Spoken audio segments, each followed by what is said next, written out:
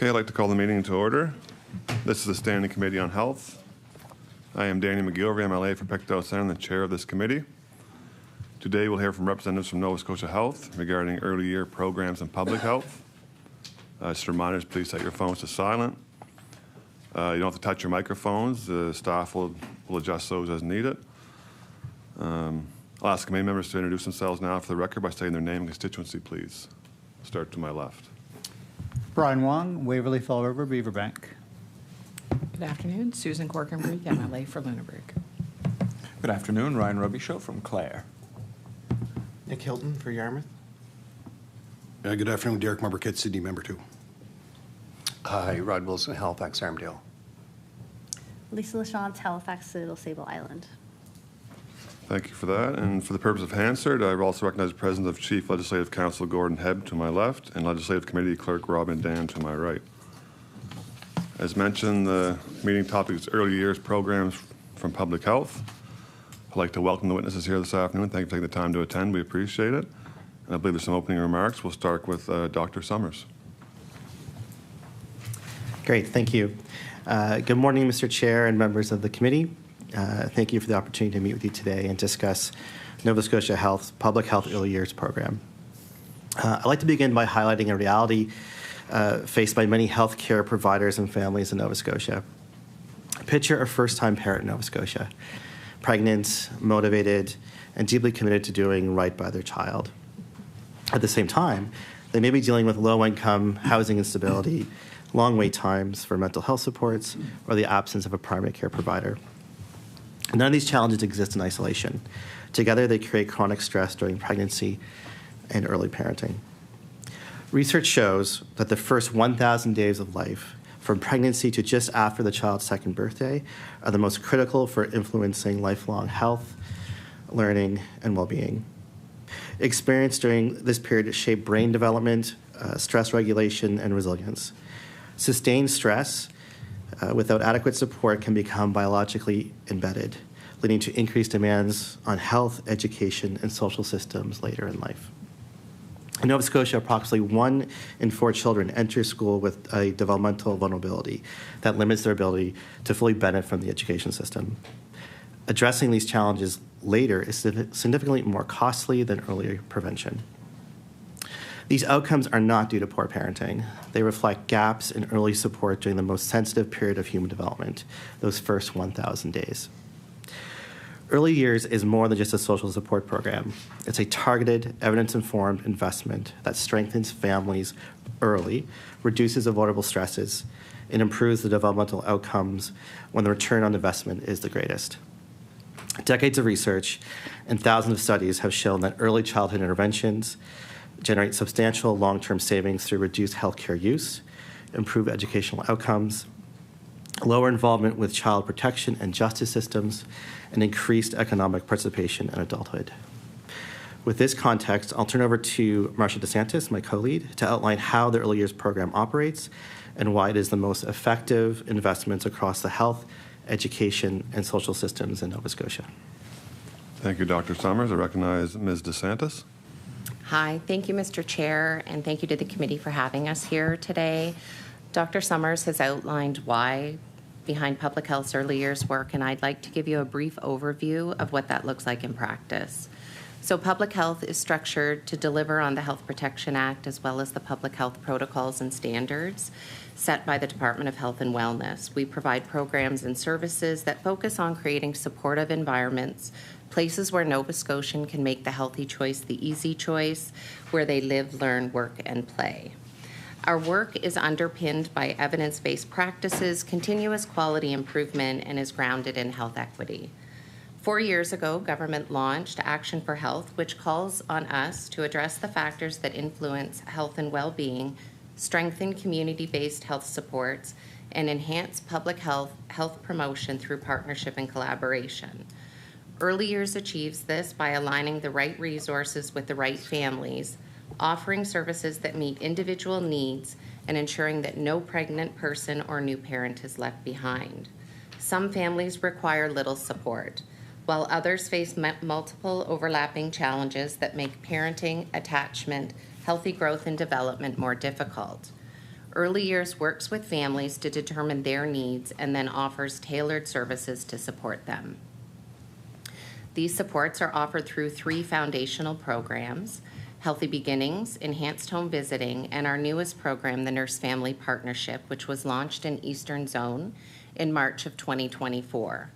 Nurse Family Partnership is an internationally recognized evidence-based program that supports families with the greatest need.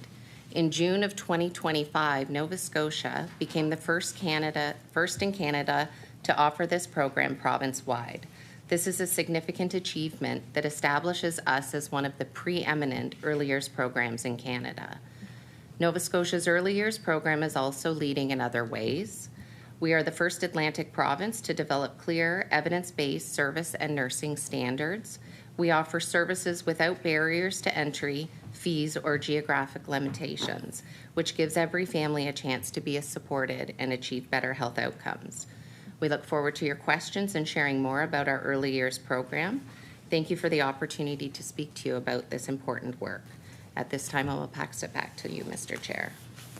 Thank you for the opening remarks. I'll ask it's my oversight, I should have asked earlier, but for the other 2 witnesses to please introduce themselves. I'll start with Ms. MacDougall. Thank you for having us, Mr. Chair and members. My name is Jen MacDougall, and I'm a manager with the Science and System Performance Unit of Public Health. Thank you. And Ms. Malec. Malec. Hi, I'm Katherine Malec. I am the Early Years Manager here in Central Zone for Public Health. Okay, thank you all very much. So we'll now start with questioning. It's 20 minutes for each caucus. We'll follow that with a second round of approximately 10 minutes. Question will wrap up at 2:50 p.m. So I'll start with the NDP and MLA Wilson. Hi, thanks for coming and looking forward to learning more. A quick question. So it was introduced in 2023, the program. Is it available across the province in all 4 zones? Ms. DeSantis? Yes, it is. So Nurse Family Partnership, Healthy Beginnings, and the Enhanced Home Visiting program are all offered program-wide. We phased in our introduction of Nurse Family Partnership for several reasons. One, because to match the nursing resources required to meet the needs, given the workforce, we opted to phase it in, and also to develop the program very robustly within Nova Scotia. So we started in Eastern Zone in March of 2024. In January of 25, both Northern Zone and Western Zone came online. And in June of 2025, Central Zone began the Nurse Family Partnership program. MLA Wilson? We all know there's a nursing shortage across the country, and certainly this is a specialty type of nursing. Are you fully staffed, or how many vacancies do you currently have for your program? Ms. DeSantis? Yeah, so our entire early years complement for the province is the entire complement for public health across the province is about 700. And for early years, it runs between 215 and 220 employees. The vacancy rate in December was 7.7%, which is much lower than the peak vacancy rate of 26.9% when we started to expand our services. So we've made great progress in terms of our recruitment efforts. MLA Wilson? So some vacancies. Do you plan to keep the program, which sounds fantastic, at the current staffing, or do you have any plans to upscale, and what would that take if that's your plan? Ms. DeSantis? So as positions come available, we are continuing to recruit and fill nursing vacancies for our early years programs, including Nurse Family Partnership. And when we looked at what our complement might be that we would need for the program, we looked at population data. Nurse Family Partnership is a program that's offered to clients who have significant overlapping needs, so the highest risk families. And so we looked at Nova Scotia data to assess what that might look like for us. And we, based on what we had from population health data, it was roughly 8% of pregnant women might be eligible and meet the criteria for nurse-family partnership. And so with phased implementation, we have continued to recruit nurses as each zone goes live. Right now, we have not maxed out our nursing capacity to take clients in, but we are in sort of a place right now where we're purposefully pausing and assessing proactively what our needs will be going forward. So we are staffed sufficiently right now, and we'll continue to assess that. And that may mean that we actually have to move resources across the streams of work. So early years nurses, Healthy Beginnings may go into NFP with additional training, of course, or back into Healthy Beginnings, just dependent on the client needs. Or if a vacancy becomes available in one area and there's a client demand in another area, we may look at moving vacancies. MLA Wilson? I think I just want to double check.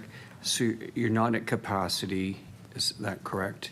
And so if you're not at capacity, is that leading to wait times to access the program in any part of the province? Ms. DeSantis? So by not at capacity, I mean we have more nurses lined up to take on more clients. So we have right now, I believe, about 120 or 30 families enrolled. We have 120. I think it's up from when we pulled that number a couple of weeks ago. And we have capacity to do that. So there is no wait list to come into the program right now. There are lots of nuances around how we enroll clients into the program, and if you would like more details on that, I think one of my colleagues could share as well. MLA Wilson? One of the things that must be difficult for nurses, given the high rates of child poverty, the cost of living, food and nutrition, rent, what happens when your nurses in the programs meet a mom who can't buy the formula, or they're going to be short on rent? Because we see this every day in our riding. So how does the nurse deal with that, or what are their resources built in? Because I'm sure that's got to be happening, that mom is dependent on formula, can't afford it, or they're short the rent, and they're on unpaid maternity leave. So how does the nurse respond to that situation? Ms. DeSantis? I'm going to turn that over to Jen. Ms. MacDougall? Yes, so it's a daily challenge for our nurses, especially those working with the Nurse-Family Partnership Program. Some of the factors that we see clients coming into the program for are related to income, housing, food insecurity. And so our nurses in NFP and our other Healthy Beginnings program as well build relationships with community partners to support and help navigate clients to those additional support. So family resource centers are a large partner for us, and we can sometimes bridge those gaps in the interim, but where we're the nurses that work with NFP families, it's the same nurse that works with families from the prenatal period through until the child's second birthday, and so they become the consistent touch point for that family to navigate health system supports and community support. So it depends on the family, but the nurses are well versed in the supports that are available in their communities to help connect. MLA Wilson? Is that stressful for the nurses? Because having been a nurse in similar, it's kind of combination of big, boil, and steel to try and meet your client's needs. So how did the nurses find that? It must be a stressor in the workplace. Ms. MacDougall? Sorry, it is a heavy burden on the nurses to help navigate and to hold the stories of families that are experiencing such challenges. One of the things in the Nurse-Family Partnership structure that we have built in, it's part of the international core model elements of the program, is a reflective supervision, reflective practice, where the nurses in the program are supported by team leads who are also trained and carry a small caseload for NFP. And so they have an hour structure every week where they can debrief and share some of those challenges and get the support from the team lead. Additionally, with our team leads that hold their caseloads and support the nurses, we also support them through colleagues of ours with psychiatry that support the team leads to be able to support the nurses in reflective practice. So we have what we call the parallel process, where the team leads are supported to be able to support the nurses, and the nurses are supported to be able to support the families and the parents nurturing their babies. MLA Wilson. Do the nurses find that infant feeding, whether it's breastfeeding or formula, is a challenge? And if they do, what resources are available in the community? And are there enough resources to support feeding, whether it's breastfeeding or across the province? Ms. MacDougall or Ms. Malec? Thank you. So our public health nurses in all streams of the service are very skilled at supporting infant feeding, whether that is breastfeeding or formula feeding as well. They're part of the benefit, I think, of our services is that it is free and accessible, and we will travel to the client's home, and so that can reduce some barriers there with accessibility, but really client-led and driven, because we do have other opportunities in public setting, like in community settings. We have in Central Zone, for example, there's about 30 drop-ins at various libraries, family resource centers, several of which have private space to be able to support families if that's more comfortable than the home. So in terms of navigating those, typical challenges with initiating, we'll say breastfeeding, for example, our nurses are well equipped to support and counsel families through their feeding journey and navigate those challenges. MLA Wilson. In November, we heard of an infant feeding clinic that was closed when the nurse practitioner left. Has that nurse practitioner been replaced? And are you familiar with that clinic? Has it been reopened? And Ms. Malec? Wouldn't be able to speak to the specifics of that, where it would fall under primary care. However, with that, we did have an opportunity to strengthen some collaboration between public health and primary care partners, where we're looking at ways we can improve access as well as streamline some support. So that work is still continuing, and we're looking forward to being able to share that shortly. MLA Wilson, about 10 minutes remaining. So it sounds like a fantastic program. How long is the Family Nurse Partnership Program currently funded for? Ms. DeSantis? So the Nurse Family Partnership Program was part of a strategic bundle funding that Public Health received. We would have started receiving funding in 2023, which was our sort of startup phase to go live. And it has not been moved to our core lead sheet funding yet, but it is still funded under a strategic HTO, Health Transformation Office bundle. And so we're in a process of waiting to see what comes from budget deliberations for out years. MLA Wilson? It's not in core funding, so it's funded year to year? Ms. DeSantis? It is. It is a strategic initiative, so there's a number of Health Transformation Office strategically funded priorities. Public Health put forward a business ask for early years, so the enhancements we're talking about here today, and some for oral health as well, to support our topical fluoride varnish program and working with municipalities around fluoridation. So it's part of that bundle. And so as I understand, we had a budget out until 26-27 and potentially beyond, but it will depend on what we hear from government. MLA Wilson? So just so I'm clear, you've got funding till the end of next business year, or nothing past this year? Ms. DeSantis? Correct. Funding right now in our funding letters is until the end of this fiscal. MLA Wilson? So in worst case scenario, there could be no funding in the new budget for your program. Ms. DeSantis? That would be worst case scenario. MLA Wilson? I hope that worst case scenario doesn't come true. Of course, evaluation in public health is important. We're just wondering what your performance indicators are. At what time will you measure it, and will it be available to the public? Ms. DeSantis? I can start with that. So it's very important for us to, with bringing on Nurse Family Partnership, we also redesigned our early years program. In my opening remarks, I would have shared a bit about establishing our new clinical standards and prenatal and postnatal pathways. And so we've essentially redesigned the full early years programs. And so with that, it's very important for us to ensure that we are monitoring and evaluating our progress to ensure we're meeting the needs of the families who really need our services the most. And so in addition to sort of redesigning our clinical standards, we have expanded the nursing scope of practice. So with that, we have a public health information system, and we have built into that what's called the family health module so that we can gain information.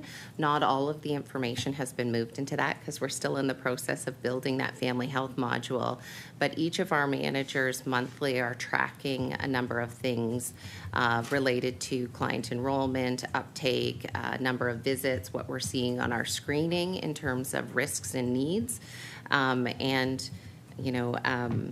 All of that helps inform whether or not we need to shift our approach or even consider recruiting in different places or moving resources to make sure that we are staffed adequately to meet those needs.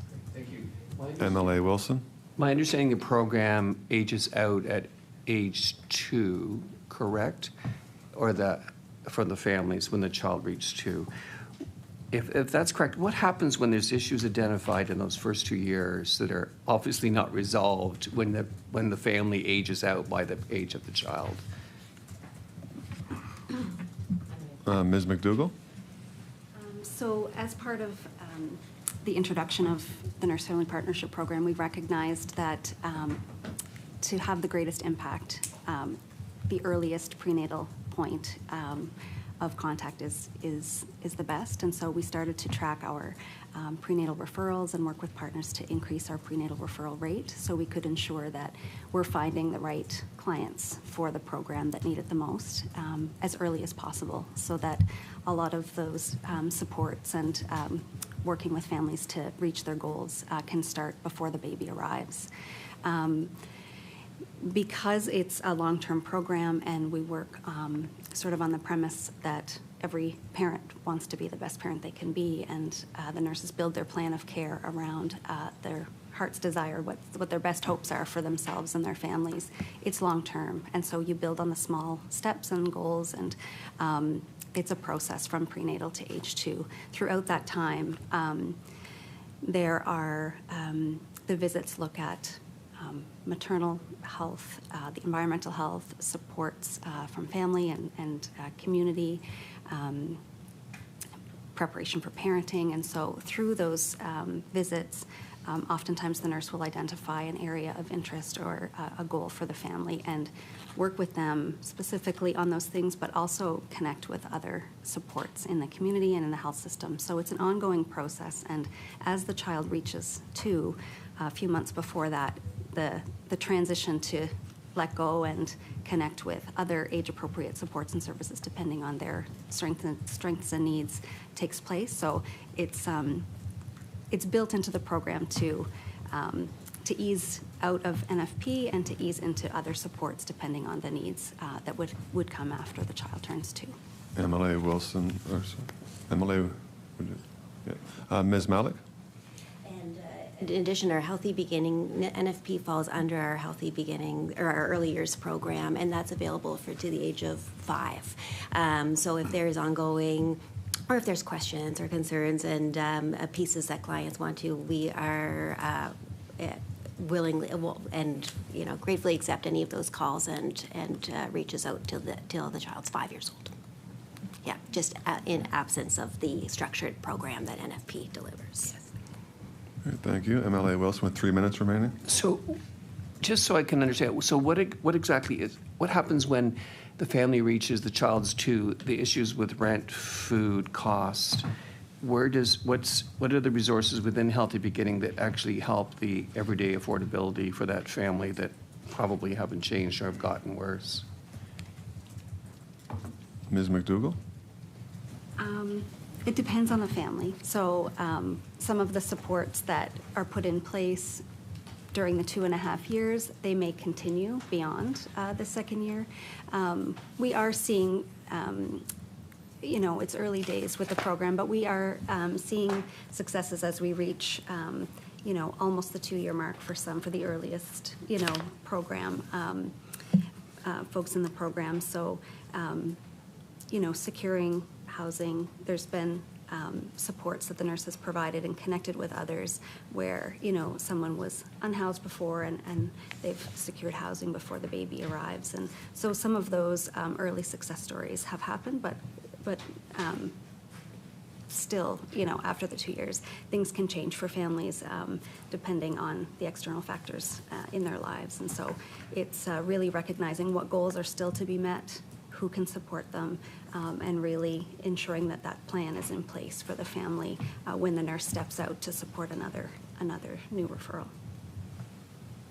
Ms. DeSantis? So I think it's important to recognize that early years is one piece of public health. We also have a lot of attention and teams focused on working in our area called Healthy Communities. And so addressing poverty requires a multi-pronged approach. And so we're hearing stories at the individual client level, for example, in early years or sometimes in our youth health centers or in other outreach programs. But we also work on policy options to address housing and income and food insecurity. And so, our local teams work very closely with municipalities to understand the core housing needs and provide input into housing planning and housing strategy with a lens of health, right? So how do those things determine health outcomes for people? We've also worked with the Department of Education and Opportunities in Social Development around food strategies, food gardens, food literacy. Green space planning is another piece of work that we actively engage municipalities with. And I think it was raised earlier, really knowing your community assets. So we don't do this work in isolation.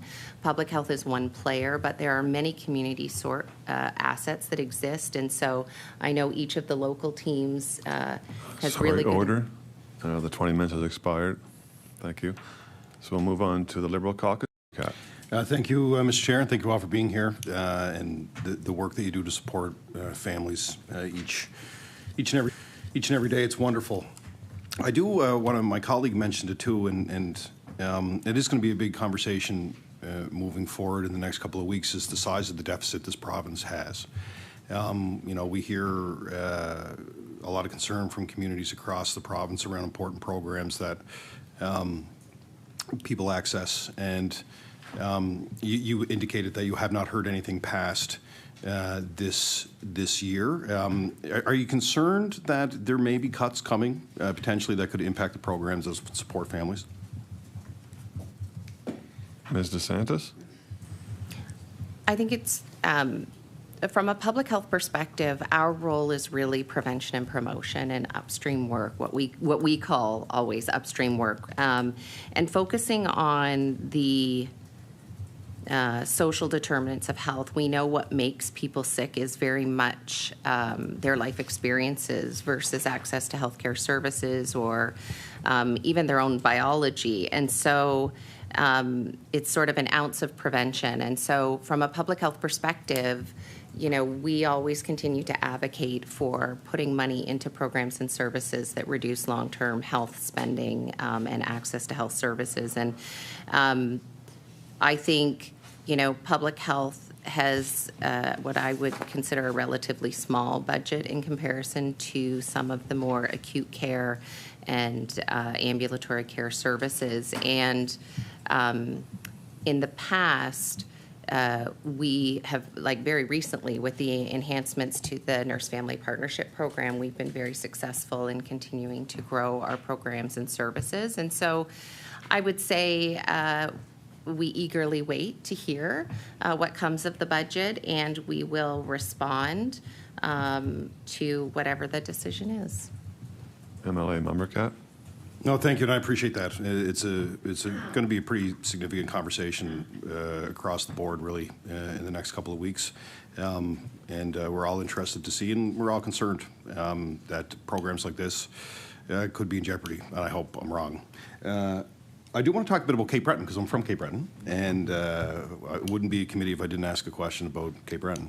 I just want to get an update. You know, we have services in Sydney, of course. You know, I'm in Sydney. It's one of the larger, well, it's the second largest municipality in the province. But I'm always interested in communities outside of the larger centres too, as well. Are families accessing programs through, like, in the Eastern Zone, and there's lots of examples across the province outside of HRM or CBRM.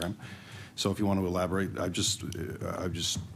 are folks getting, using the program, utilizing the program that may not be in the larger urban centres? Ms. MacDougall? From the Eastern Zone as well. And so, yes, I think with the introduction of nurse-family partnership in the Eastern Zone initially as a pilot was really to look at that rural-urban mix and to test out how the program would work there in hopes that we could scale and spread, and we have been able to. So we have nurses in providing service in all areas of Cape Breton, and so it sometimes means significant travel depending on where the client lives. So we track that travel time and visit time so that we can work with the nurses to manage their caseloads that include the travel. But certainly working with communities throughout Cape Breton, and everyone has access to all of our services, not just nurse family partnership, but enhanced home visiting and healthy beginnings as well. MLA Mumbercat? Yeah, and thanks for that. It's just we do our best to support families all across the island, and you're absolutely right that, and it would be similar and could be in Clare or anywhere else. It's a drive, right? Like, it's a drive, and I'm happy to hear that families are accessing the programs, and I appreciate the work that you're all doing to do that, because it's not easy, especially this time of year. That's for sure. I do want to ask. I got a couple of questions now around. You know, the Enhanced Visiting Program offers the services of community home visitors, professionals trained to support parenting skills and child development by following the evidence-based curriculum. How many community home visitors are working in each of the 4 health zones? Ms. Malec? I'd have to recall for all of the health zones how many there are. There's currently about 500 families, though, enrolled across the province, and are well supported by the community home visitors. Yes. MLA Mumbercat? So 500 families, that's actually very good information. Yeah, so 500 families. I guess my next follow-up question is, okay, so you're supporting 500 families. Are there people on a wait list? Are there people looking to get into the program? Like, if you had more resources, how many more families could you support through the program? Ms. Malec? Thank you. Currently, we do not have wait lists there, but what we do use for the community home visits are weighted caseloads. And so because of natural flux in people's lives, they may be, more intensive support at sort of earlier stages, and then a little bit less as they move along in the journey. But that's how we would manage caseloads for the community home visitors at that time. And with the community home visitors as well, there's still a public health nurse that's attached to that for the nursing scope of service until the families complete by the age of 3. MLA Mumbercat?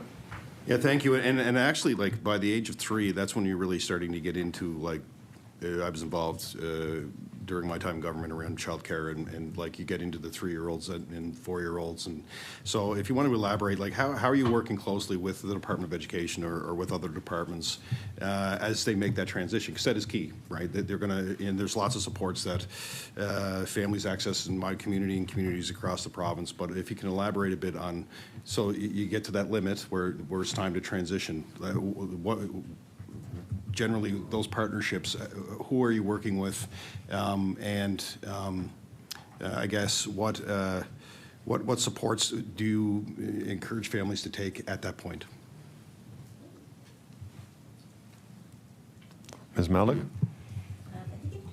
The family and their individual circumstances. So our nurses and community home visitors are well versed in really in the communities in which they support. So people are arranged via network. So knowing in terms of like childcare, for example, and really helping the families to navigate and the applications and the process of doing that. And a lot of our staff as well will help in terms of applying for financial assistance or subsidy for daycare costs and helping to offset that. So that's a big piece of that work in that early childhood piece. And, as we did speak to a little earlier today, a lot of the work and curriculum for child is those developing the, skills and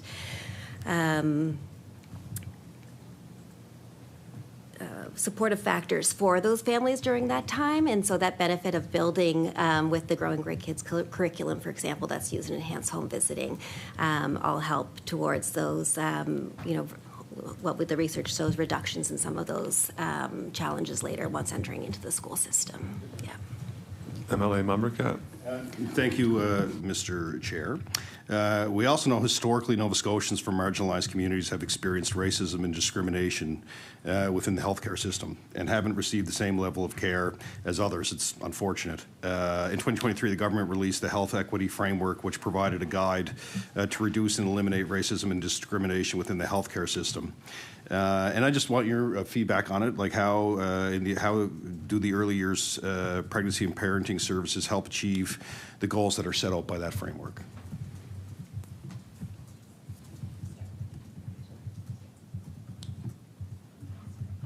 Ms. DeSantis?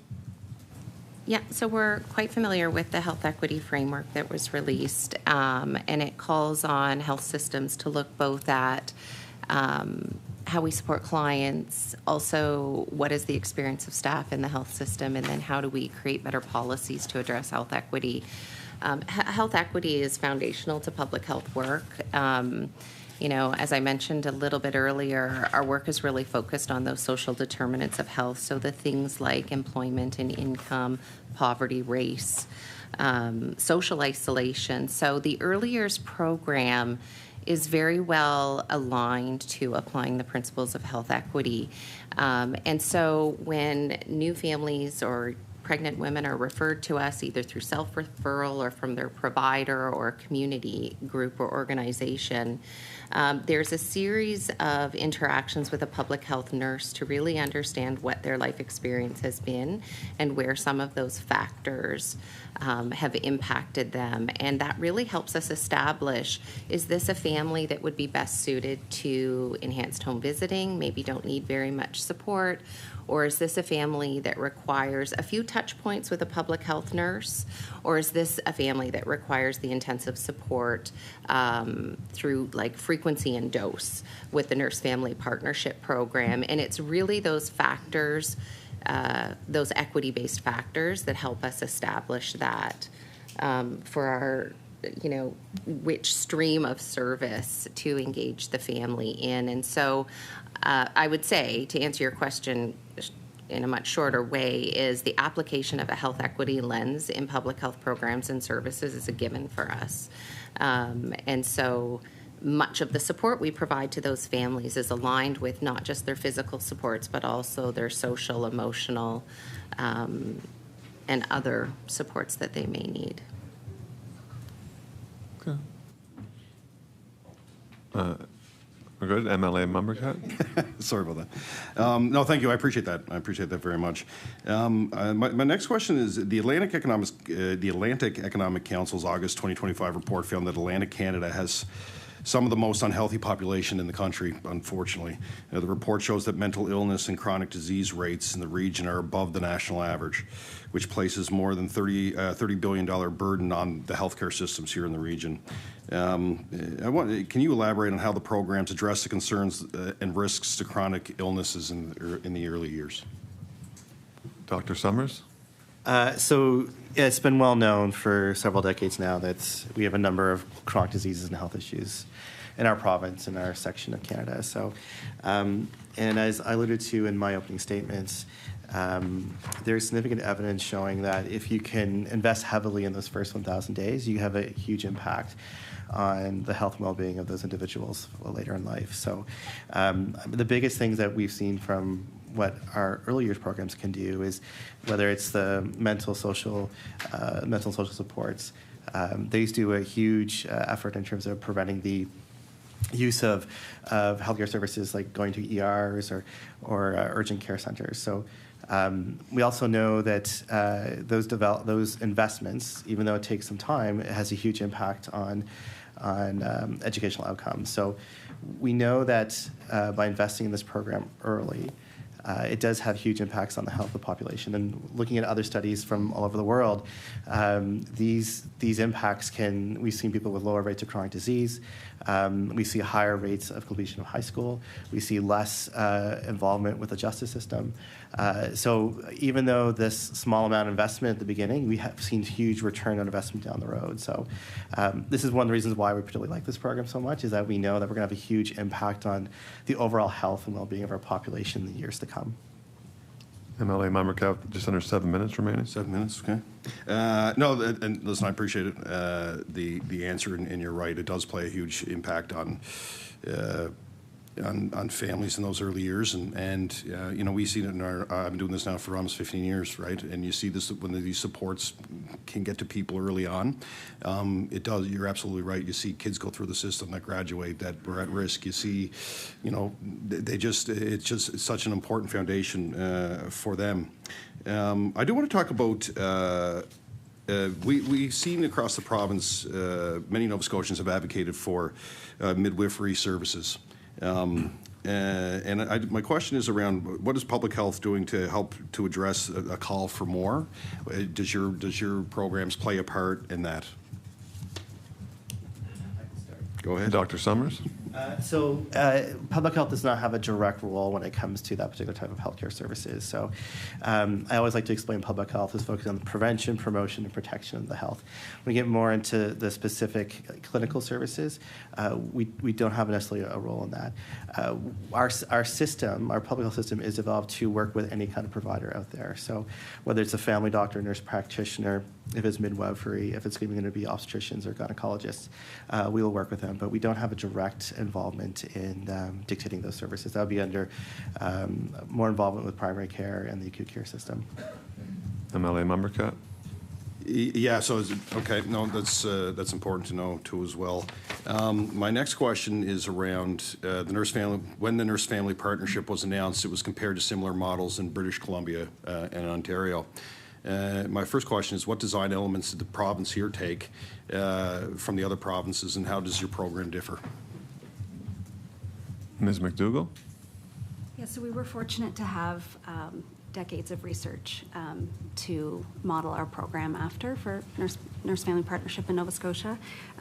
We did look closely at BC and Ontario's models, and we knew that with the BC clinical trial, they saw reductions in maternal substance use, in IPV exposure, and behavioral challenges in children.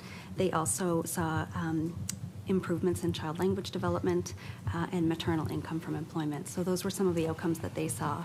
And we are confident in the replication of the program based on the core model elements and the structure that we should see similar results. So we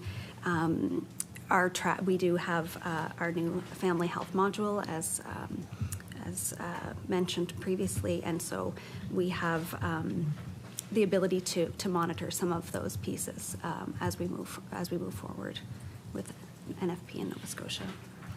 MLA member Cap with 3 minutes and 50 seconds remaining. 3 minutes and 50 seconds. See if we can get a question and answer in. It's okay, I'll be back. No, I think that's great. I'm to have the ability to collaborate with the other provinces and build a model that is more adapted to here. I want to talk a bit about like how we talked about. You mentioned there's 500 families, the number of people who are working, how you're doing it. Like, can you talk a bit about how you're measuring the outcomes overall? Ms. MacDougall. So I can speak to the Nurse Family Partnership and how we're measuring. So I mentioned the earlier the better, so we are measuring when we receive the referrals, so encouraging referrals to come to us as early as possible, and they can come from primary care providers, from community organizations, self-referrals, and so our target is that we would have 60% of families enrolled by 16 weeks gestation. We're also looking at the number of eligible families enrolled in the program, and so our target for that is 75%. So those are some of the kind of fidelity of the program reports we're looking at. We're also looking at, pregnancy health outcomes, birth weight, substance use, maternal health outcomes, breastfeeding rates. Within all of that as well, how we're supporting our team. So the education that the nurses receive, the frequency of the reflective supervision, case conferences, attrition, and caseload numbers. So we're monitoring all of that, but really, I think the most important piece within all of this is the parent-child relationship, that we're looking at the strengths of each family and building on the strengths that they have, building confidence in their ability to parent, even within complex and stressful situations. We know that the early years and infants who have consistent, responsive caregivers are better able to regulate emotionally, and they do better throughout the lifespan. So that's the basis of all of our programs, really, in public health, in enhanced home visiting, healthy beginnings, and nurse-family partnership. And I think that's what sets us apart. The nurses provide, many typical public health nursing scope services, but it's the training and the tools they use to really assess and work with families on that parent-child relationship. I think that is the game changer, and really builds resilience over time. MLA Member Kath, a minute and 5 seconds remaining. Okay, well, we're not going to get a question and answer. I'll just finish off by saying thanks. We'll see you in the next round.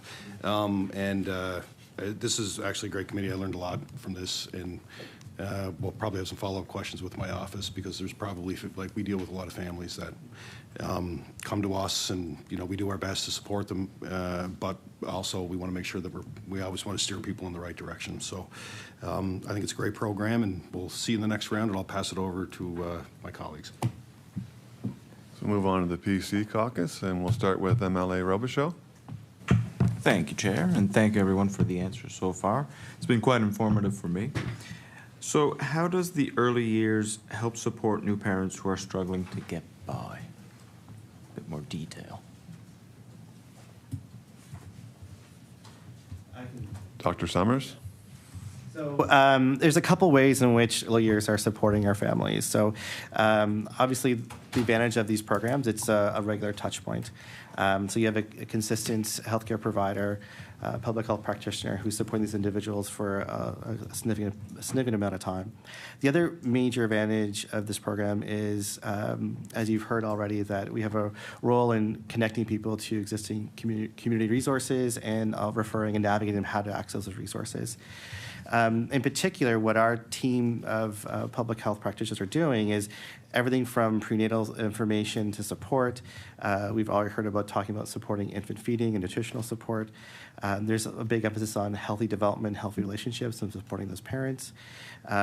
We also need to focus on the parents as well, so there's an emphasis on their mental health and well-being. The big thing is being a connector to existing community resources. That could be anything from whether it's resources from the municipalities, it could be resources of the Family Resource Center, accessing services within the healthcare system like mental health addictions or primary care as well. And I have to mention this as well. We actually talk a lot about supporting our core programs as well around vaccinations. So we talk about the importance of infant and child immunizations as well. So these are just some of the examples of how we're supporting our clients, and I'll welcome my colleagues if anything else to add. Ms. MacDougall? I think the way our services are offered is also a way that supports families who are struggling to get by. We offer service in the home primarily and in the community, which reduces the transportation barrier and accessibility barriers for some. So I think that's also unique for us. It's different from other providers in the health system, as we can provide care in the home. And often when you're in the home, you are able to assess what's going on. You can build the trusting relationship that really allows for more quality interventions to follow. MLA Robichaud? Thank you, Chair, and thank you for that. So you mentioned that 500 families were enrolled across the province, which is quite big.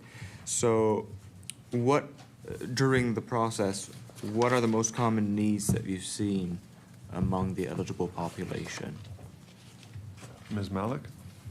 So 500 families were currently enrolled under the enhanced home visiting stream of our program. And our Healthy Beginning stream is open to all, and as such, it's sort of ebbs and flows, so it's not a time-limited beyond those 5 years process. I would say it depends on which stage that we have the touch point first with public health. So in the prenatal period, a large piece of need and work has been in not just supporting families for upcoming birth and changes to families, but really helping to pair and support people with access to resources from who may not have. So this looks like touch points with the Family Resource Center, food banks, clothing banks, really equipping people with familiarity with their own communities for where they can get support, where there's struggle. So that has been a big piece of that work, in addition to the anticipatory guidance that comes in the prenatal period. Postnatally, at the very onset, infant feeding is a huge piece of the support and work that's delivered by the nurses. With that, there's a number in those early weeks of ongoing and timely coordinated support for infant feeding, as well as pieces of growth and development and really supporting the entry into parenthood and sustained and changes in family dynamics and pieces like that would be from the onset. Ms. DeSantis? Perhaps I'll just add, there's a number of assessments and screening tools that we use to look at a wide range of issues that families may have. So we might talk to them about, harm reduction or substance use. They may express to us that they'd like to go back to high school and get their high school diploma. It may be accessing social supports. So, all of the things that we ask them help us really hone in on what might be some risk factors that we could support them with, and support could be in various ways. It could be, education, information. It could be navigating to another service provider that can fulfill that gap or that need for the family. And it really provides that in-home support with a routine nurse, provides an opportunity to explore some of those things in greater detail, understand what the families really need and want, and then as part of a continuum of care, help get them to the others that could provide more support. So, for example, one of the things we look at is self-described mental health, right? So does mom have a history of anxiety or depression? And, how do we support that mom in ways that we can? And if, I think a great number, I think 43.5% of people self-describe a history of depression, anxiety, or other mental health. And, our nurses work alongside that family to provide supports, coping, resiliency strategies. And what our data is showing us right now, that about 6% of those or less are being referred off to clinical mental health.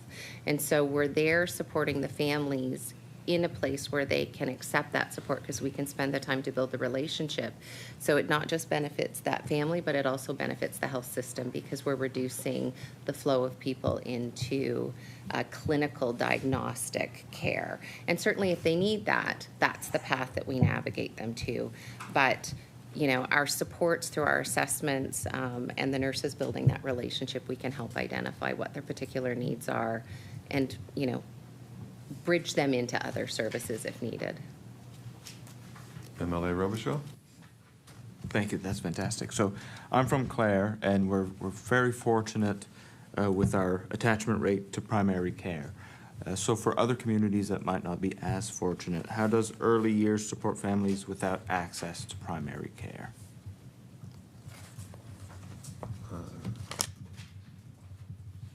Dr. Sommers? So, yeah, thank you for the question. So, yeah, we do know that a number of our clients are impacted by not having regular access to a primary care provider. So, we do know that the health system is responding and supporting those families as they go through their pregnancy journey. So, they may not have a regular primary care provider with us, but we do have our public health nurses through these programs as someone who can really focus heavily on the health promotion, the education, the resilience, but also help them navigate how to access local supports. So depending on what part of the province you're in, public health has worked closely with our partners in primary care to help set up routes to care or pathways to care without having to use acute care or emergency or urgent care. So depending on the region, like we have existing relationships where we can help navigate someone. There's also access to virtual care, whether it's virtual urgent care or those on the Need a Family Practice Service. We can access those as well. So we've been able to work with our local zonal primary care partners and to try to identify ways to connect those individuals. As I mentioned in my previous response, nurses are doing a lot when it comes to supporting the health promotion needs of individuals, but they have a clinical lens, and so they can actually be a guide and support our clients and families to the necessary service they need at that time as well. So it's really great to have these primary care practitioners, or these public health practitioners and nurses here, because they do have a clinical lens and they know where those resources are as well. MLA Rocha with 10.5 minutes remaining. Thank you, Chair. My last question, which could be a good follow-up with the previous one. So emergency departments, usually in the province, cover quite a large area. So for example, Yarmouth covers my area as well. So how does early years lighten the load for emergency departments, mental health services, and other parts of the system? Dr. Sommers? So we are very cognitive of putting additional stresses on our colleagues in emergency medicine. So my wife is an emergency doctor, and I hear it a lot about some of the stresses on their system on a regular basis. So I think the big thing that we're providing our families are that health education and skill building to give them the capacity to decide what are the right resources to use. There's a right time and a right place to go to emerge, and I think a lot of members of our community will look to that as a resource, and may necessarily be the best use of those healthcare services. They may not be able to actually address those questions as well. So, a big thing that we're doing is really identifying, what resources are out there, where can they seek care. It's also important to know that the work they're doing through health promotion is addressing their stresses, their concerns. As a primary care provider as well, one of the biggest things I'm providing patients is reassurance. And the greatest thing about this program, you have a regular connect with a nurse or a home visitor who can provide that reassurance and help address their concerns and anxieties. Because we know a lot of time when people go to a emergency setting, it could be handled in a different place. So this is one of the big things we're looking at some of our programs. We've already mentioned the Nurse Family Partnership Program. There's evidence around that has had a big impact on decreasing use of EDs. And so really the beauty of this model is that we're finding the resources in the community and connecting people to those resources, and to ensure that they're going to the right provider at the right time. MLA Corcoran Greek. Thank you, Chair. And thank all of our witnesses. This has already been so informative, and I find myself scribbling like a mad woman over here. My late grandmother was a long-time registered nurse at Fisherman's Memorial in Lunenburg, and she used to say, well, you got the writing of a doctor. Unfortunately, I didn't. I didn't have the other qualifications. But this topic is such it's a very deeply held personal passion for our Minister of Health and Wellness. And there have been references to the very considerable evidence to the value of these early years investments, and Minister Thompson would say, that is absolutely proven out by her experiences, including in public health during her career. So from some of my, literally some of my earliest meetings as brand new colleagues in a new government in 2021 and thereafter, she was this is where we need to make investments. And it resonated with me, but it resonated with me in a different way, not as the health professional, but as an individual who is a parent. And I remember, well, I would say, and most of us, I think, in this room that are parents would say, the most important role we'll fulfill in our lives. And I'm really hoping I don't screw it up too much. But becoming a parent, in my case, becoming a new mom, for all the joy and anticipation, it is not necessarily as natural as the Pampers ad would make it look. I found it hard. I found it jarring. And with my first child, I did not realize that I was in the embrace of a postpartum depression.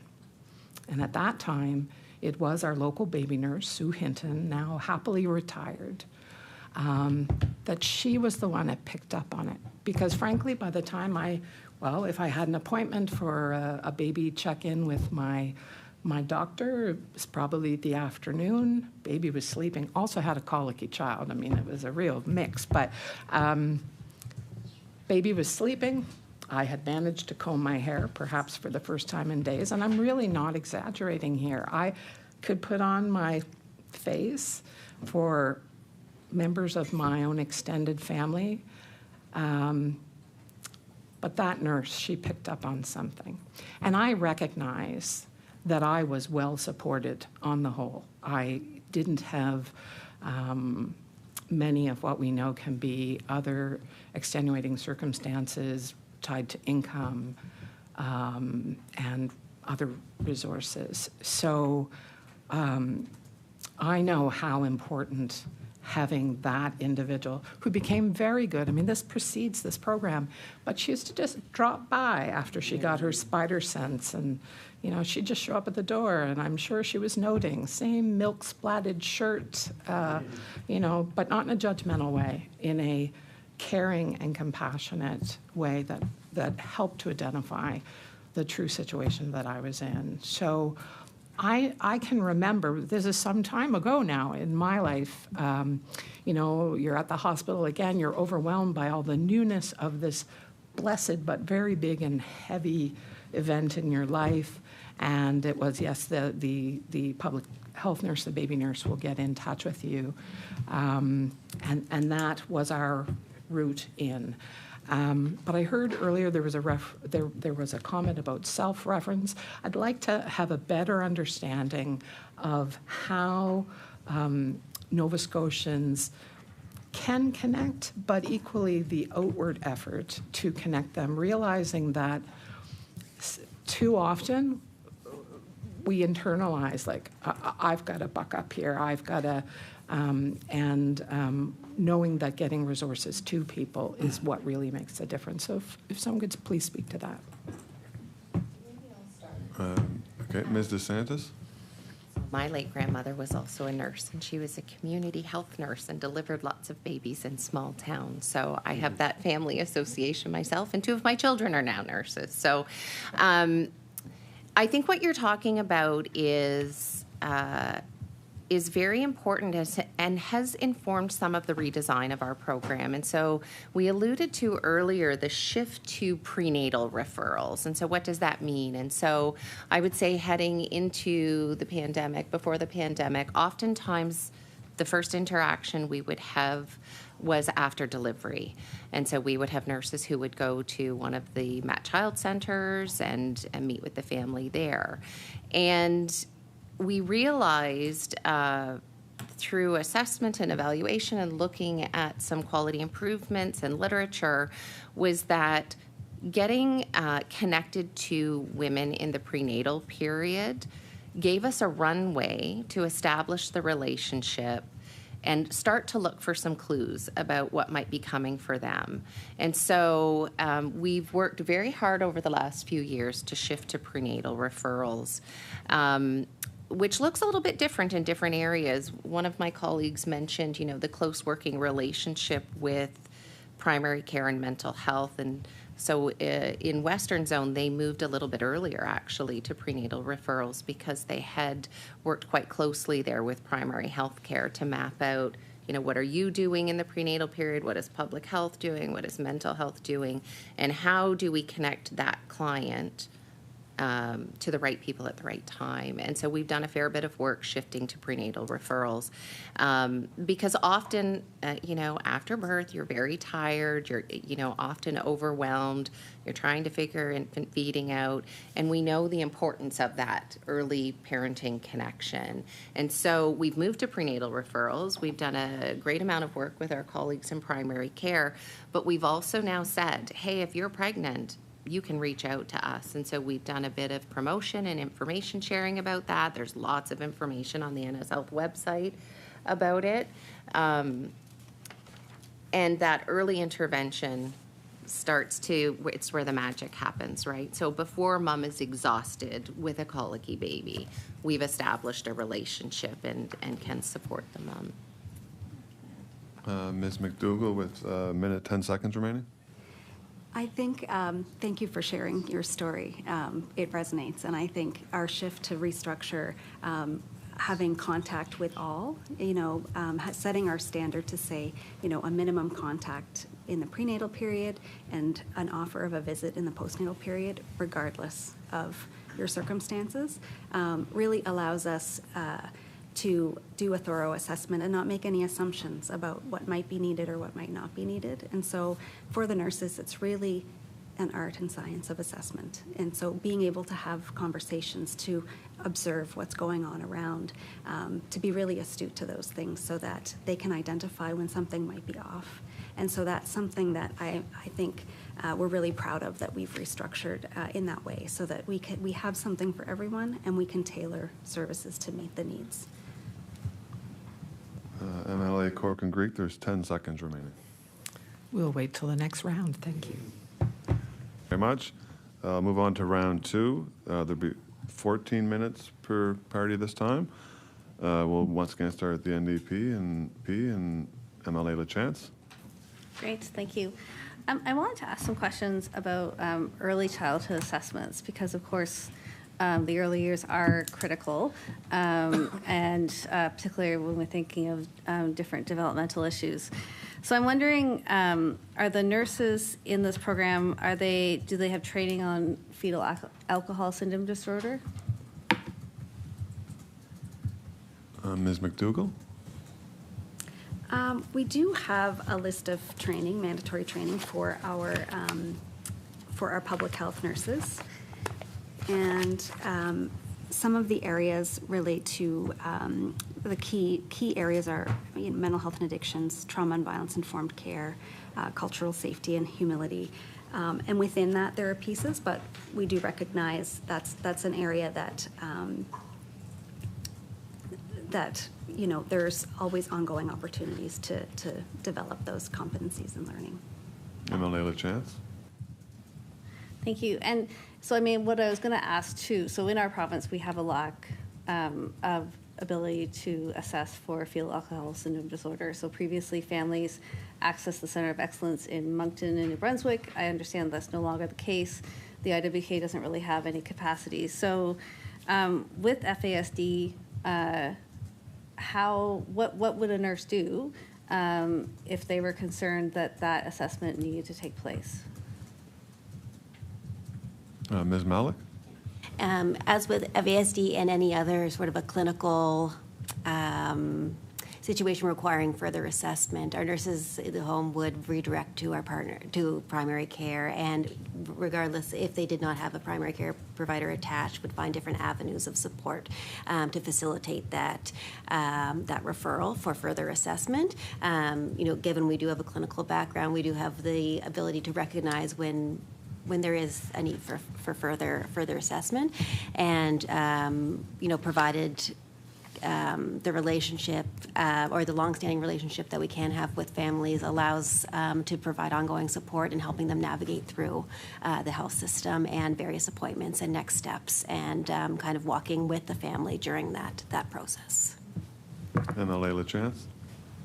Thank you. And, I certainly, the program sounds really important and impressive. And so not to take away from that, but I guess I would continue to advocate for the fact that we need to have the capacity to do FASD assessments in this province because it's a very complex developmental issue, and we simply don't know what's happening with young people in this province. I also wanted to ask about autism in early assessments. So often, not always, but often is within that age range that some of the first signs of autism may become visible. Or and so I'm wondering, we have really long wait times for autism assessments in the preschool years. For families in this program who are perhaps more vulnerable than other families, what happens when there's a concern about autism? I recognize the referral to primary health, but is there the ability for the family to be highlighted as a particularly vulnerable family who should have access to assessments? Dr. Sommers? So I think it's important to realize this program is primarily founded in health promotion. If there are clinical concerns of any nature, whether it's developmental or some other chronic health issues, they will work. Our nurses will work closely with primary care to help complete that assessment. With things like autism and fetal alcohol syndrome, I totally agree with you. There's a need to ensure we have the proper resources in place and services, especially on fetal alcohol syndrome. It's a challenging diagnosis to make. What our nurses are probably seeing are those very early stages. So a lot like we see in primary care, you're going to see undifferentiated disease. So we'll get those very early signs of something not matching what that normal development may be, whether it's fail the child to have appropriate gaze with their eyes, or if it's language development.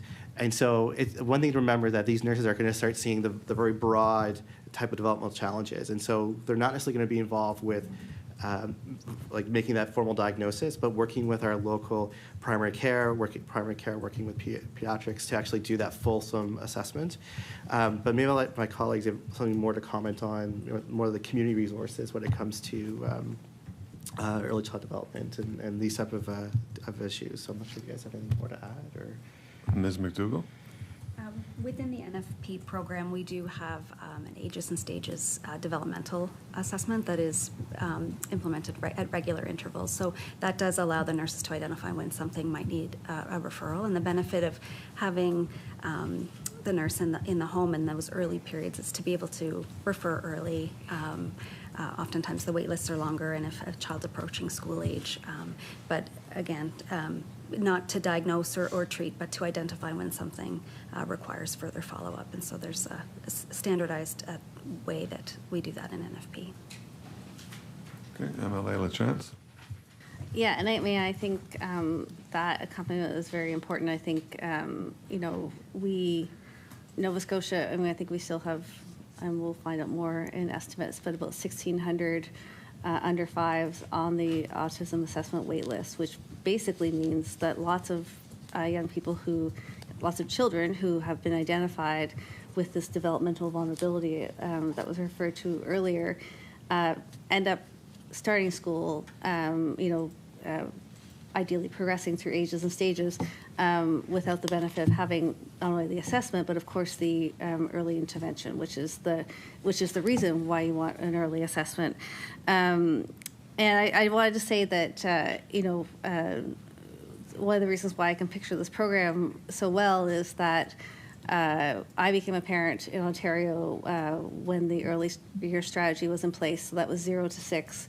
And I can tell you that I'm pretty sure it was day one when we had our son at home. He was 11 months when we brought him home. We literally went to the earlier center because we were like, what do we do? and of course, that parent-child relationship is particularly important when that child has had a transition from a foster family to adoptive family. So my question is, are adoptive families able to participate in this program? Ms. Malec? All families, caregivers who are looking for support, it's open to all Nova Scotians. MLA LaChance? And I think you just answered my second question, which was around family care. So it sounds like if you're a person with a child under 2 in your care, you can access this program. I also want to ask, my colleague asked a couple questions around the health equity framework. So specifically, to address some of the specific communities in the province of Nova Scotia, how many people are able to offer services in French. I'm also thinking about Arabic. I'm also wondering about, for queer and trans families in African Nova Scotian communities. So kind of what's that spectrum of outreach that you have within the program? Ms. Malec? Thank you. Yes, and as we know as well, and what we're seeing is that just our population is very diverse and growing in diversity in Nova Scotia. And so our nurses, a huge piece of our work relies on partnerships and engagement and engaging in equity serving populations. Lots of the work that we do, I'll speak specifically for Central Zone. We have a large newcomer population, so we do have most of our resources translated. We have them available in multiple languages based on what we know are to be predominant. We also utilize our translation services quite significantly. So that can either be with in-home interpretation support or in-person interpretation support in whatever modality that they're meeting, as well as apps. We have insight interpretation apps that we use quite regularly. And we do have strong relationships with ISANS and Halifax Refugee Clinic as well to either partner in delivering some programming such as prenatals and learning how to best kind of navigate and support some of the families. And I think I'll hand to Jen. Ms. MacDougall? I think you covered it, but yes, I think the nature of our work, again, and the training of our staff, just the targeted outreach and service delivery, so just identifying families who may experience barriers. So offering flexible access points in different ways to meet families where they are in their homes or communities or virtually. Translation services, as mentioned. But adapting practices to be respectful of diverse cultures and using inclusive language, family structures, and parenting norms. So care is delivered with an awareness of that impact, the impact of past and present trauma and systemic oppression, and just creating environments that are physically and psychologically safe, reducing some of those systemic barriers just by the way that we offer our service. Ms. DeSantis? Just 2 things that I'll maybe add. The first is that public health has a set of core competencies. Health equity and social justice is one of them. And so we've invested a good amount of energy in identifying options to build cultural competencies so that we have some knowledge when interacting with clients. There's always work to do. A number of our staff have recently participated in a cultural competency training offering through Dalhousie University that's being assessed, and it's for healthcare providers. The other thing I would say is we are actively trying to diversify our workforce. So we're looking at our recruitment strategies so that we have a complement of staff who look like and may understand our population more. And maybe just a brief encounter that I had with one of the team leads of the Nurse Family Partnership in Central Zone is from the African Nova Scotian community, and she shared with me that one of her first clients was mixed race and had said to her how thankful she was to have someone who looked like her, who she could build that trusting relationship. And so we know that it's very important to build our workforce that is reflective of our population that we're serving, and continuing to train all of our staff to step into that work. MLA, a chance, 1.5 minutes remaining. I want to just go back to the issue of postpartum depression. So I know Nova Scotia, we have one of the highest rates in the country. And so obviously this would be a key way to support parents who are experiencing that. And again, I guess my question is, knowing that this is some of the most vulnerable families involved in this, less able to probably self-advocate for access to care. So is there basically a fast track? Is there a prioritized way for a parent identified through this program as potentially having postpartum depression to access community-based mental health services? Because, across the province, Cape Breton Regional Municipality, there's still hundreds of days of waiting time before they would ever, this period would pass. I'm just wondering about the prioritization. Ms. MacDougall with 25 seconds remaining. So we do have, we use the Edinburgh postnatal depression tool, screening tool, at regular intervals as well. And our nurses are trained in the use of that. So again, it's the early identification and understanding at what point a referral is needed and helping to support that. So our nurses work closely with mental health and addictions in primary care. Order. Thank you. So we'll move on to the Liberal Caucus and MLA Mumbercat. Thank you, Mr. Chair. And I'll kick off my questioning with childcare and the importance of childcare and affordable childcare, accessible childcare across the province. My question is, in your experience working with families, how important is it to have access to childcare and affordable childcare? Dr. Sommers? First stab at it. So obviously that is probably one of the most significant things we can do to help families in our province when it comes to their health and well-being. Having children access child care, it is, in essence, it is an early child development intervention as well. And so there's opportunities to work and socialize. You're working with early child, people trained in early child development. They're providing those supports as well.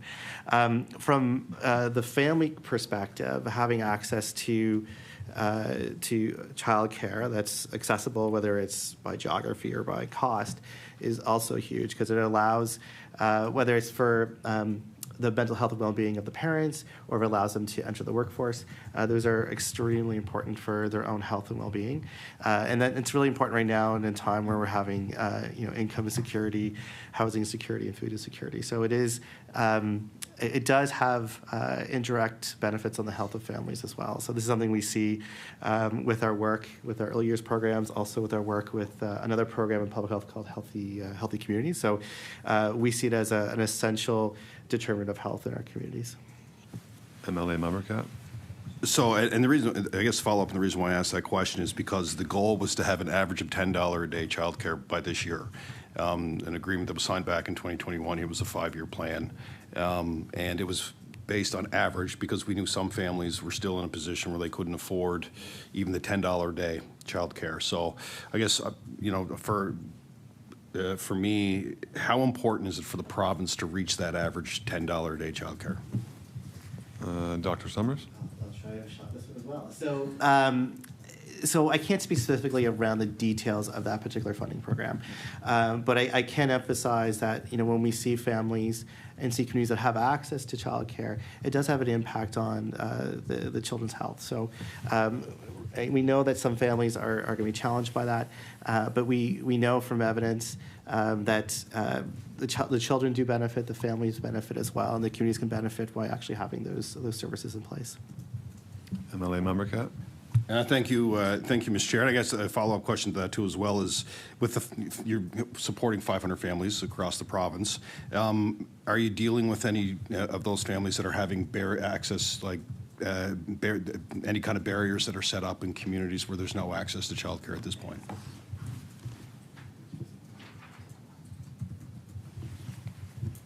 Ms. Malec. It would, yes. Yeah, as it is a reality that we know of difficulty in Nova Scotia. I can speak in Central Zone as well. A lot of our newcomer families as well are having a tricky time navigating some of those pieces. So yes, we are seeing. MLA Member Cat. Yeah, it's an important conversation, the goal was 9,500 seats, average $10 a day.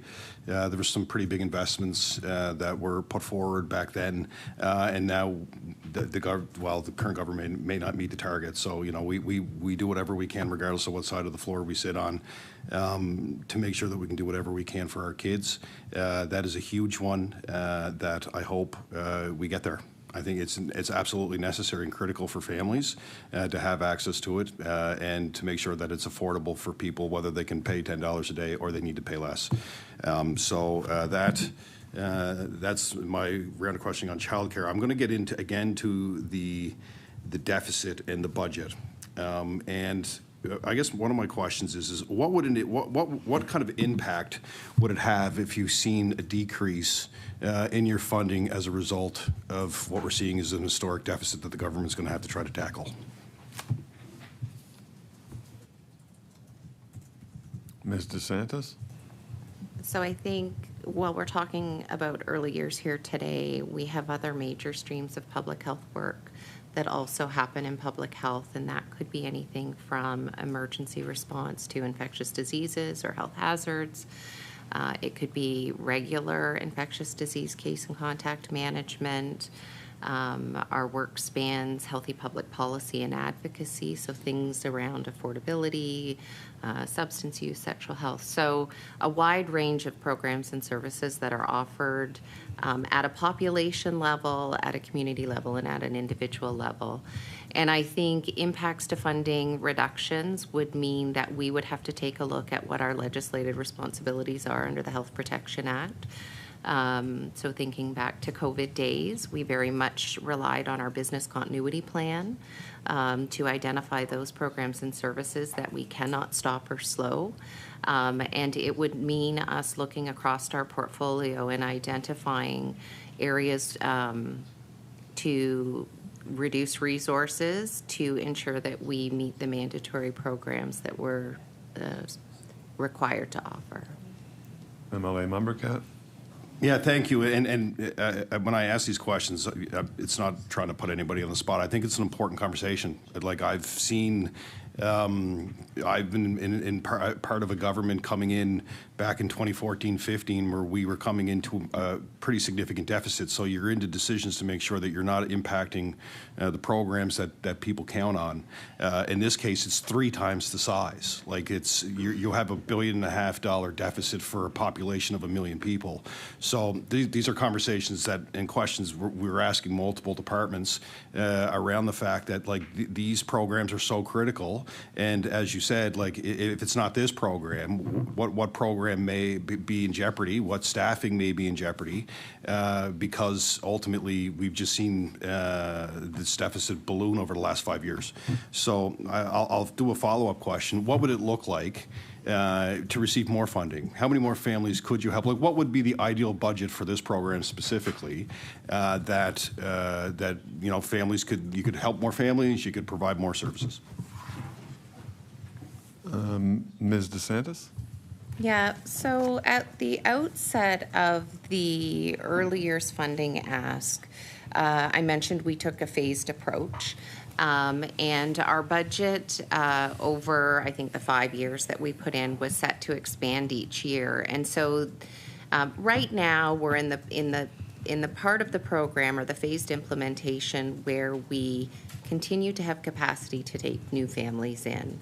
Should we see a significant increase in need or demands, it would mean that we would either have to prioritize enrollment or cap enrollment. We're not there.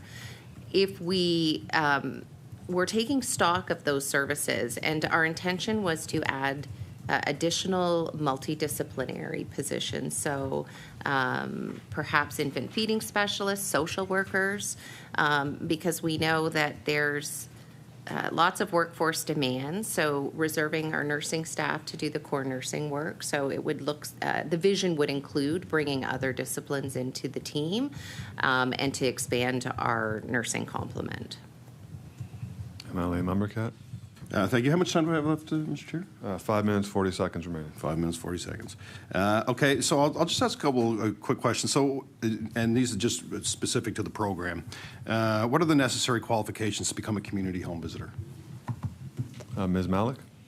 So that's a post-secondary degree in either early childhood education, human sciences, so that, and as well as the minimum of 1 year experience working with families and children.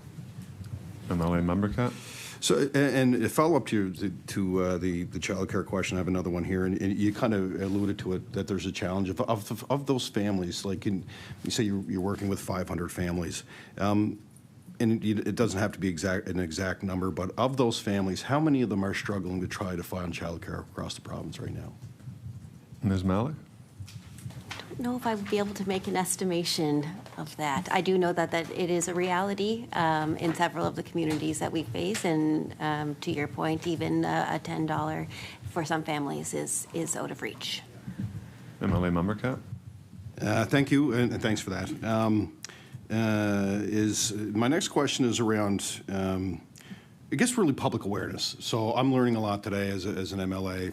I've heard of some of the programs before, of course, and there's been a lot of conversation around the table about what the future looks like, what else we can do to support families. As an elected representative, when families come in, what is the best way for me or my staff to say, okay, this family, because we deal with a lot of housing issues, we see the child care barriers in particular cases, and we see some of the challenges of parents becoming parents, and we try to support them however we can, but ultimately, as I said, we want to steer people in the right direction. So what can we be doing as MLAs to help support the important work that you're doing?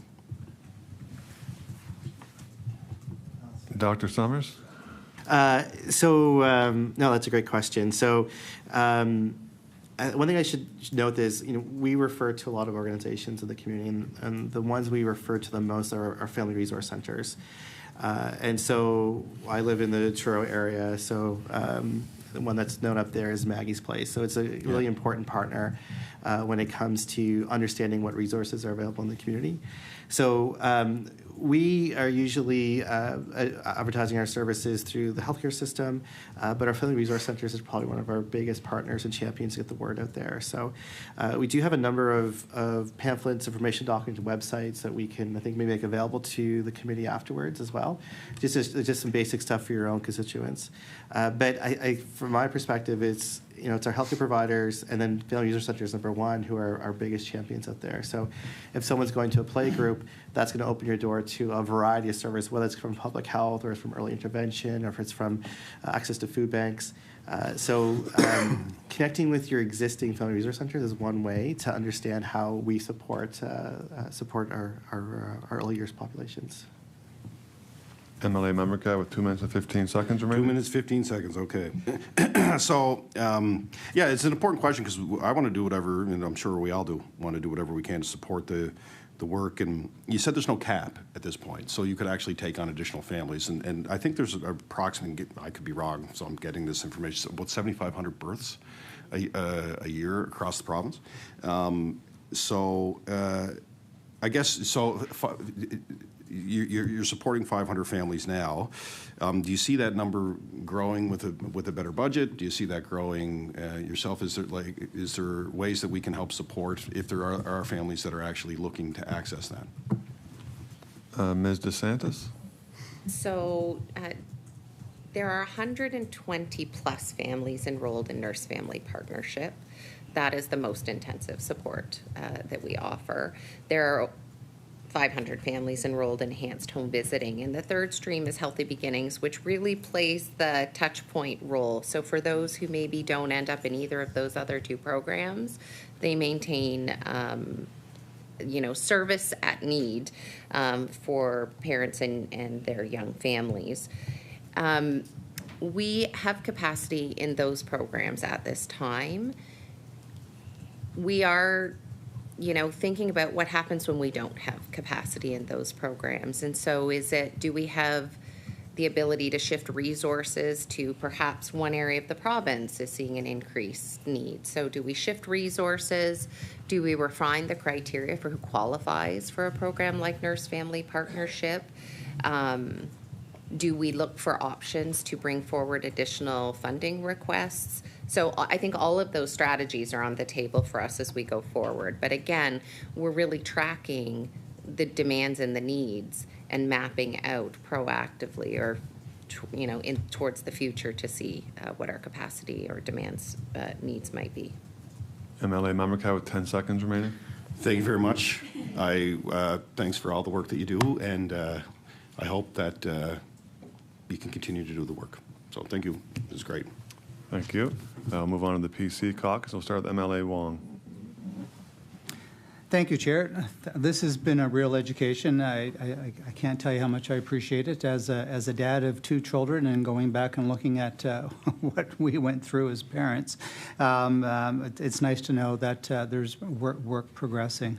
So I know my colleague across the floor has focused a lot on the deficit. There's no doubt our government is concerned with the deficit. But those investments went to good things with historic improvements in healthcare. Last year alone, our government invested $7.3 billion in healthcare, almost 50% of our healthcare budget. Along with that, things we would not have had, we had an improvement. We had 2,600 more surgeries than we've ever had before. We wouldn't have had that. We reduced the surgical wait list by 27%. We wouldn't have had that without those investments. And we added 60,000 more primary care appointments that we would not have had without those investments. So those are things that we celebrate. That's where the money is going. We're investing in Nova Scotians. So what are the successes that you've had? What are the things that's top of mind for you that you've seen improvements or key milestones in the early years program and the Nurse-Family Partnership? Ms. DeSantis? So maybe I'll start by saying, so we are relatively new in the Nurse-Family Partnership game. So we take referrals of pregnant women, and then we follow them till 2 years old, the child. And so we haven't graduated anyone from our program yet. And, we have lots of testimonials from families about the value of the support that has been provided to them. But I think, based on the fidelity of the program itself, and I think some of these numbers were given earlier, things like 48% reduction in child abuse and neglect. That leads to better health outcomes for babe and family. 58% reduction in ER visits for accidents and poisonings. 50% reduction in language delays at 21 months. I mean, the list goes on. 82% increased in months employed. So those are the parents. We're not just serving the children and that critical bond, but getting parents to finish their education and become gainfully employed. 61% fewer arrests in the mother. 59% reduction in child arrests at age 15.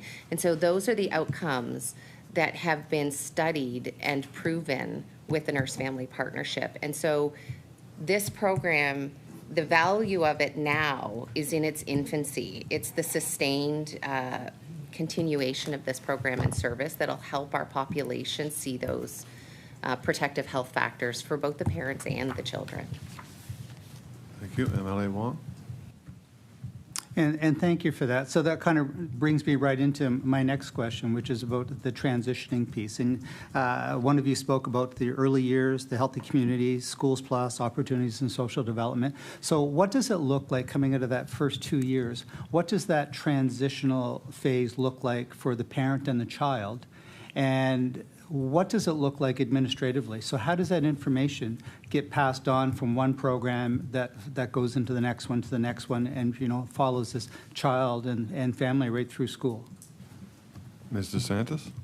So I mentioned earlier, there are complex, wicked social problems that face us in terms of affordability, poverty, food insecurity that require multi-pronged approaches. So again, we're talking about early years and how do we support young families through NFP till 2 years, out till 5 years for healthy beginnings as they transition into schools.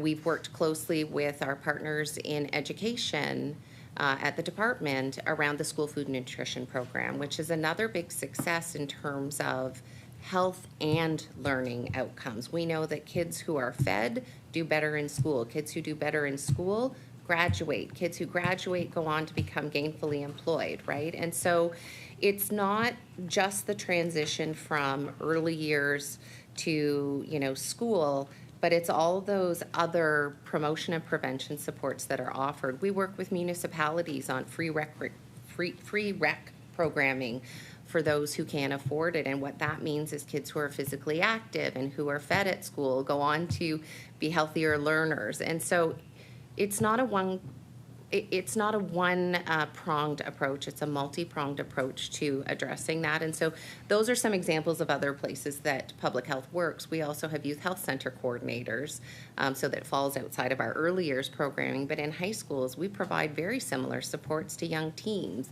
At another very important age, the early years are what I would describe as the first kick at the can, and those middle years are the second opportunity. Thank you. MLA Wong? Yeah. And thank you for that. So I was looking, I was very fortunate in my previous career to be an administrator or principal at the elementary, middle school, high school levels. And I could always go back and look at the progression of that child and the interventions and stuff that has taken place. So that's kind of on that back office piece. So how does the health information or the data that you've collected in the early years kind of follow through? How would somebody, when a child or a family is 15 years along, how do you look back and how do you track the data? Ms. DeSantis?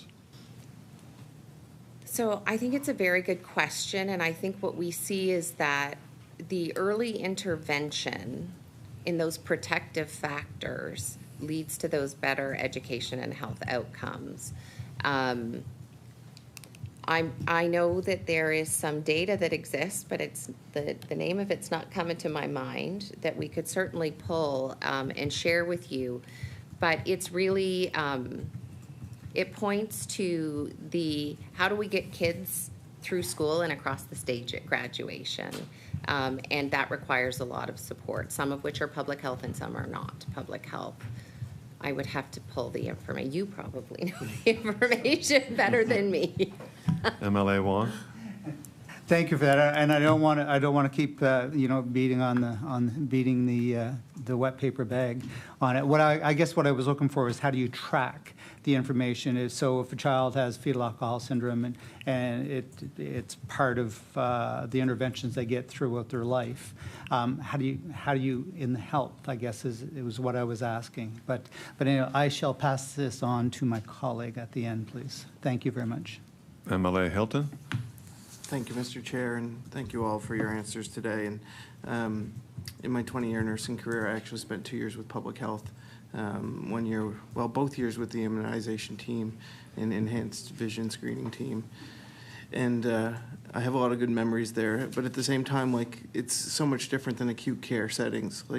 And the public views it so much different than acute care settings. Sometimes you could ask someone in the public what public health does, and they wouldn't be able to tell you. But at the same time, I have really good examples of years down the road where that work has made life easier for certain constituents or certain residents in my community. And I was in a meeting not that long ago when we were talking about the HPV program, and we're not too many years away from seeing a number of those strains of HPV being non-existent in Nova Scotia. So that work is going to, down the road, save us money. And I know that this health department and this minister feel really strong about the work that you guys are doing around the early childhood years, and I hope, and I think I can safely say that we're going to be very supportive of that going forward. Something you said in your opening remarks, and you've mentioned before, Dr. Sommers, is that the 1,000 days. If I was talking to my residents and trying to tell them the importance of the programs that you offer in those 1,000 days, maybe you could just share, maybe what would I specifically say is important for them to hear, and how would they be engaged in what public health offers at the same time? Dr. Sommers? Good question, thank you. So I think the challenge of public health at times explaining the work we do and getting out to resonate with people, but I think most people understand like what are the key factors that results in a healthy child, and whether that's like a loving home, access to safe food, daycare, whatever it may be. So when we try to explain this to the public, we try to explain it in the language that they can resonate with, and I think we all have seen in our own families and our own friends and neighborhoods of those who have the means to succeed. It makes a huge difference. And part of explaining this is that we know that disease is not random. We know that certain parts of our population have certain challenges, overlapping challenges that they can't deal with. And so those challenges can get in the way of someone having a really fruitful childhood. So I think one of the best ways to explain is, if you talk to families and think about those situations and where, what does result in an ideal childhood? What do they see in terms of the community that those kids who do succeed? What are they? And I think the big thing that you can do from a public health perspective, like I said, we'll share some of our resources with you, but there's a lot of existing resources in our community for our family resource centers. So connecting with them, people, regardless of their background, I think have a good understanding what family resource centers do. So I took my kids to Maggie's Place in Truro for the playgroups, and so you understood the importance of those social interactions with other kids, and then also those interactions with other parents. So the challenge is trying to make it too medicalized, but also explain, I think most Nova Scotians want to see their children thriving and being healthy, and that's something regardless of our backgrounds, we all want to see that happen. So trying to explain to people, what are the things that make a healthy childhood, and we know that some people don't have that, and that there are resources through the healthcare system, through public health, and through resource centers to help address those. So I hope that answers your question. Do you want to go ahead? Ms. MacDougall? I think when we think about the first 1,000 days, one of the grounding pieces that we keep within our programs is the baby at the center and the family at the center. And infant mental health is a really important topic within our programs, and to think about when you're speaking with people invested in this work. Thinking about brain development and what's formed in the earliest days, and so that sense of safety and trust, the ability to regulate stress and emotions, and then that foundation of attachment, it really teaches babies how to experience the world and how to show up in the world. And so we know early adversity without those buffering relationships increases vulnerability. And so when we can focus on that parent-child relationship and the consistent, responsive caregiving, we know the impacts are long-lasting. So, in middle school, that might show up through peer relationships, learning and attention capacity, ability to handle frustration and problem solve. And then in adolescence, we know that's the formation, that's the foundation of your identity formation and risk-taking behaviors, and then in adulthood, relationship patterns, your mental, physical health, and your parenting capacity. So a lot of what we do is responding to needs of parents, but it's also preventing the next generation when we look at building healthy brains, so that that translates through the life course. Thank you. MLA Hilton with 1 minute remaining. Thank you. And, it's not very often I get to ask my questions last, and now I see why I don't like it. You've answered most of them, which has been phenomenal, and so much more information I'd love to hear from you guys. And I don't even know what to do with my 1 minute except say thank you so much for coming in today and sharing this work. And we hope as a caucus and as a committee to be able to share the information we've received here today with our residents, with our communities in a positive way, and hopefully send some more referrals your way. Thank you, MLA Hilton. And with that, I guess I'll ask the witness if they have any closing remarks. Ms. DeSantis?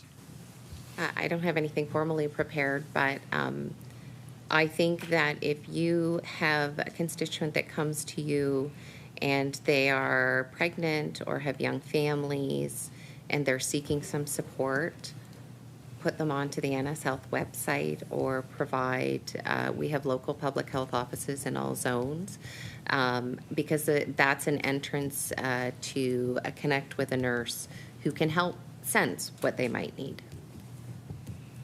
Okay, thank you very much. Appreciate all your time from the witnesses this afternoon. Your expertise was very much appreciated, and you're free to leave now.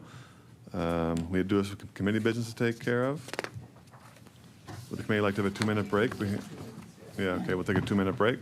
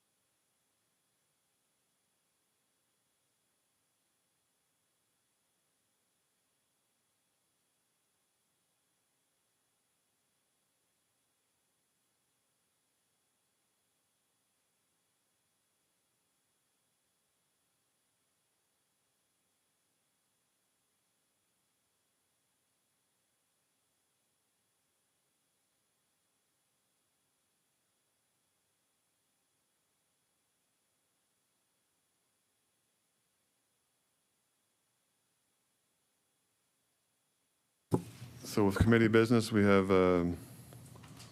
first item is 2 pieces of correspondence received from the IWK regarding a request for information September 9th, 2025. As I think everyone has the correspondence, the IWK were not the applicable organization to answer, so they sent along the information of some folks with Nova Scotia Health who may be better suited to answer the questions. Does the committee wish to follow up on this inquiry with Nova Scotia Health? MLA LaChance? Yes, please. I had written to the clerk, the committee clerk, to ask about that after that lack of an answer from the IWK. So yes, I think that would be great. Okay, everyone else okay with that? Okay, so we'll go ahead and we'll ask them for that information. We also received correspondence from the Canadian Mental Health Association. Is there any discussion on that? Hearing none, we'll move on to the third item. The House is likely to be open, House is likely to open on February 23rd. There'll be budget estimates for the next meeting of the Standing Committee on Health. We don't meet during budget estimates. Would the members prefer to postpone or cancel the March meeting? Anyone like to speak to that? MLA Hilton? I'll move we cancel the March meeting and move it till May. Okay, any discussion on that? Okay, call for a vote? Oh, that's a question recording. Call for a vote? Do we call for a vote on that? It's up to you, or if everybody agrees, you don't need a vote. We have consensus? Okay, we're okay with that then, so we'll cancel the March meeting.